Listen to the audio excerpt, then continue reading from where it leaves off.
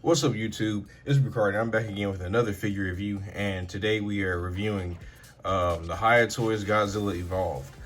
Um, I just got this in about a day or two ago, and I did already get to have my feel for him, so I could have a good idea of what I was working with, and I really like it. I do have a bit of my issues with it, but it's nothing too crazy that really ruins the figure for me. But let's get right into it. Okay, so I'm actually gonna start off with the accessories first, because he only comes with these swappable hands, and this is all it comes with. They're kind of like closed fist or gripped hands or whatever. It's enough space in there to where you could put something in there if you had something small enough that can fit. But this is all it comes with. So putting those to the side. I want to talk about his articulation because it's not bad, but it's also not the greatest either. It is an improvement on, I'll say, the King of the Monsters Godzilla body mode, especially in the tail. It's improved greatly. Like the movement in there, really good range. It's nowhere near as good as I'll say the 1991 Hokkaido battle version, but overall, if you're talking about for Monster vs. Godzilla, this is the best one for Hiya Toys. I don't have any of the Monster vs. Godzillas, so I can't really compare it to that. But from what I have, this is the best tail articulation for a Monster vs. Godzilla. He also has really good bend at the elbow, which is, I think this is better than the 2014 one. I think, I'm not entirely sure, but his head kind of gives me a little bit of problems, because as you can see, he can stand up straight, and his head looks like it's looking straight, but it's always like a slight upwards to it motion, or not motion, but like it's not looking like completely flat straight at times. So sometimes you might have to like mess with the articulation of a little bit in the waist or on the legs, so you can get them to actually look more straight. But he can only look down about that much. He looks up this much, and it will cause a little bit of gapping right there below.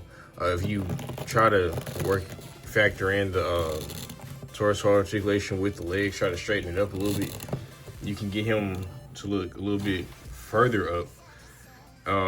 But I wish his neck just had more range, just so it could do a little bit more, especially like in the downward motion. His arms can go all the way around. They go up about this far. He has swivel right under the bicep. He gets a good crunch at the elbow. His hands are on the ball joint, so they can swivel all around, and they can go up or down. But just pop that out. Let's pop that back in. He has really decent ab articulation. It can go back about that much. In the back area, there's his little on this dorsal fin. It has a point of articulation, so it can rotate around. It can go up, down, side. So you can move it around to basically sit flush with the sculpt at any point. So if you want to have it back, you can have it, push it back, so it's in the same flush motion. Want to crunch them down, you can move it up, so no matter what, it'll the sculpt won't ever have to be broken up. At the legs, he can go up about this much. Hold on, actually, he can go over really about that much. His legs can go that far back, or if you want to, you can make his legs go all the way around. He bends at the knee this far, which is a really, really good good bend at the knee compared to any other Godzilla. He has slight pivot at the foot, nothing crazy, but it is there. Goes down about that much, which is really not at all. Goes up that far, which still isn't much, but it is there. The tail, I showed it off a little bit earlier, but as you can see, you can get a really good crunch and bend and all that. Take it this way. You can make it go like point up a little bit, or you can bend it down. You can kind of recreate that scene in the movie where he's like jumping off the canyon and it, all that. It's actually pretty cool. So now that we're done with the articulation, I'm gonna get into some size comparisons. Now jumping into some size comparisons, we're gonna start off with the King of the Monsters, Godzilla first. And as you can see, he does stand a bit taller than the Godzilla Evolved. Godzilla Evolved should be bigger. I think, in my opinion, yeah, he should be skinnier, but he should stand taller, if I believe I'm correct. But overall, it doesn't really bother me that much, really, because for the most part, I mean, I'm never gonna have these two poses next to each other anyway, since they are the same. So I'm gonna have these two displayed in their own separate places anyway. But let me compare them like from side to side too. But as you can see, he does have a difference in his sculpt. This one is extremely thinner than this one, and it's kind of weird because this was my my preferred one on the shelf, and I didn't really notice I noticed how he was a big chunky figure, but I didn't realize how chunky he was until I got this one. And this one makes the 2014 one look chunky when based off how thin this design was. And so overall, aesthetically, I really like the way this looks overall.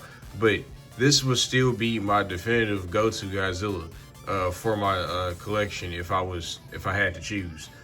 But you can see the dorsal plates are definitely different in sculpt, and yeah, and just size and all overall.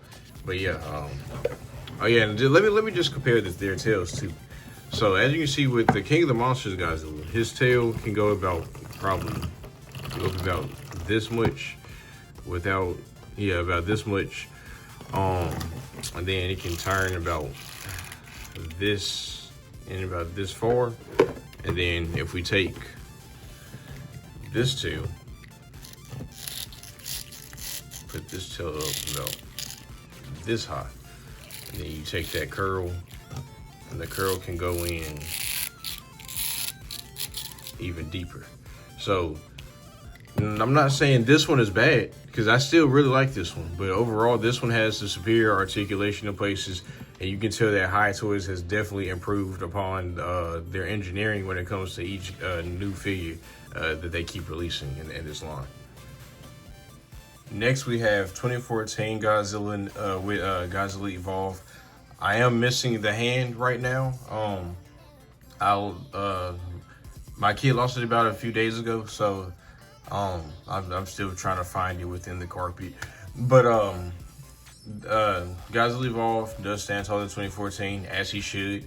And as you can see, 2014 has a slimmer build from King of the Monsters, but compared to Evolve, yeah, he still has a bit of trunk on him. But I still really like the modes of this. This design, I think, is really my favorite of the Monsterverse design. But I just like how big the King of the Monsters version is compared to this one, which is why I have that one over this. But it's actually really cool to have these three different Godzillas from the same from the same franchise, because it's literally an evolution of not only the figures themselves, but like Godzilla as a whole from each movie. And it's really awesome to be able to have these. I didn't think I'd ever be able to get any Godzilla figures with this amount of articulation and detail for a decent price, but Hiya Toys came and delivered, and well, here we are. So, oh wait, let me compare him with one more. I'm gonna compare him with the Godzilla versus Kong Monster Arts Kong. I did recently order the new Hiya Toys Kong. I got not the Beast Arm, but just the regular version that comes with the axe. I'm got him, so eventually I'm going to replace this one with that Hiya Toys version. This one isn't bad. He has good articulation. He's really fun to pose around and all that, but the bar joints just being all over the place kind of throw it off for me, especially in the feet, because it makes it hard to kind of get him to stand at certain points. He can stand like this now, and within probably 20 to 30 minutes from now, he'll probably either be falling back or forward. But can't wait to get the Hiya Toys version. But that's pretty much all for this review. Take care, and this is Ricardi, and I'll see you next time.